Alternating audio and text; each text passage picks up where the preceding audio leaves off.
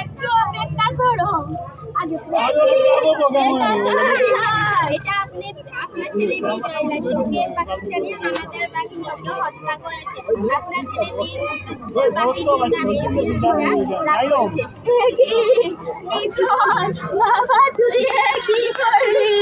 তোর আশায় আমি দিন গুনছি, তুই এইভাবে ফিরবি এটা ভাবতে পারিনি। কষ্ট পাবেন না খালাম্মা, আপনার গর্ববোধ করা উচিত। আপনার ছেলে বীর মুক্তিযুদ্ধ। কাঁদবেন না খালাম্মা। হ্যাঁ বাবা তুমি ঠিক বলেছ, আমি কাঁদবো কেন? আমি তো বীর মুক্তিযোদ্ধার মা, আমার তো অহংকার করা উচিত। আমি তো বীর মুক্তিযোদ্ধার মা। আসসালামু আলাইকুম।